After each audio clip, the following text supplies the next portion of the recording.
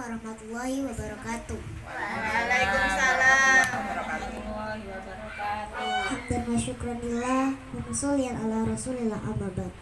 Ingkang sangat kaula taati para alim wal ulama, ingkang sangat kaula taati pendiri TPQ Baitur Rahman.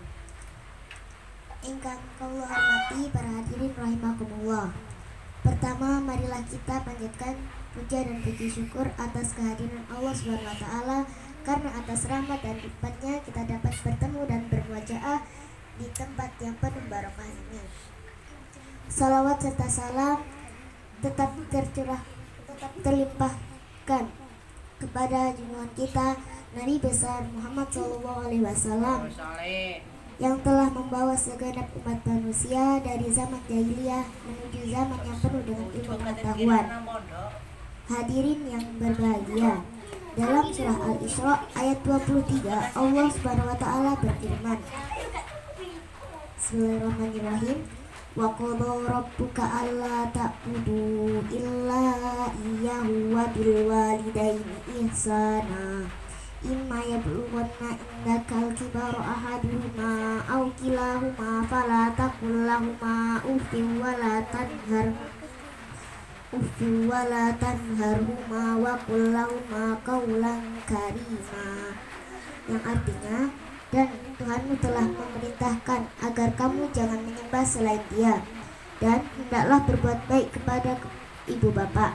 Jika salah seorang di antara keduanya atau kedua-duanya masih berusia lanjut dalam pemeliharaanmu, maka janganlah engkau sekali-kali berkata kepada keduanya perkataan "ah", dan janganlah engkau membentak keduanya, dan ucapkanlah kepada keduanya ucapan yang baik.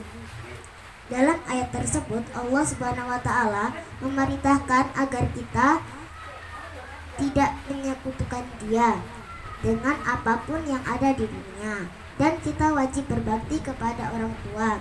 Apapun yang diperintahkan orang tua, kita itu harus patuh dan melaksanakan perintah tersebut selagi perintah itu bukanlah suatu kemaksiatan atau suatu yang melanggar perintah Allah Subhanahu wa taala. Contohnya, saat kita itu asik bermain, tiba-tiba orang tua memanggil kita dan menyuruh kita untuk membeli atau melakukan sesuatu. Kita tidak boleh mengatakan perkata "ah" ataupun malah membentak orang tua kita. Karena ridha Allah itu terletak pada ridha kedua orang tua, dan kemarahan Allah terletak pada kemarahan dan kekecewaan orang tua. Bismillahirrahmanirrahim. Ridallahu fi ridal walidain wa suhtullahi fi suhtil walidain. Hadirin yang berbahagia, tatkala kita masih muda dan orang tua kita masih produktif, mereka merawat kita dengan penuh kasih sayang dan berharap kita tumbuh menjadi anak yang sukses. Tapi semakin kita dewasa dan orang tua kita sudah mulai tidak produktif lagi, kita merasa kita telah membiayai orang tua kita. Dan tak jarang seorang anak menjadikan orang tua sebagai babysitter untuk merawat anaknya dan untuk membersihkan rumah, layaknya seorang pembantu. Saat seorang anak sakit, orang tua merawatnya dengan penuh kasih sayang dan berharap ia lekas sembuh dan dapat beraktivitas kembali seperti biasa. Dan ketika orang tua sakit, tak jarang anak enggan merawatnya dan malah saling melempar tanggung jawab.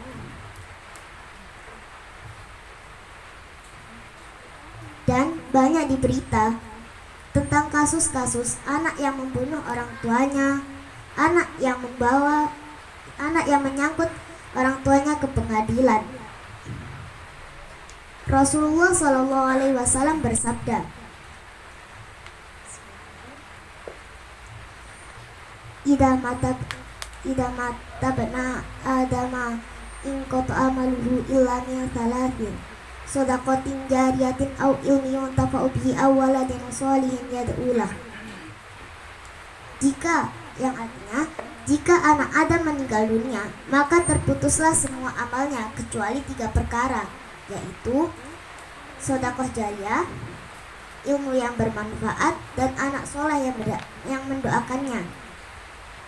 Jika kita ahli ibadah, tapi anak kita itu ahli maksiat, maka saat di akhirat kelak, jika kita masuk surga dan anak kita masuk neraka, dia akan protes.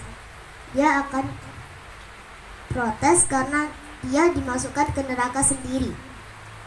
Dia akan berkata, orang tuaku lah yang salah karena ia telah mendidikku, karena ia tidak mendidikku dengan baik. Tapi jika sebaliknya anak kita ahli maksiat, anak kita ahli ibadah, dan saat di akhirat kelak ialah yang akan membawa kita ke surga. Sedikit yang bisa saya sampaikan. Wabillahi taufik wal hidayah. Assalamualaikum warahmatullahi wabarakatuh.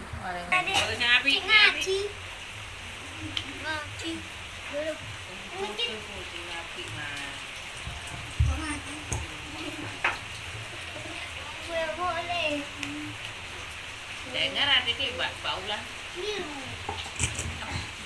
Cengkok kan nengkler.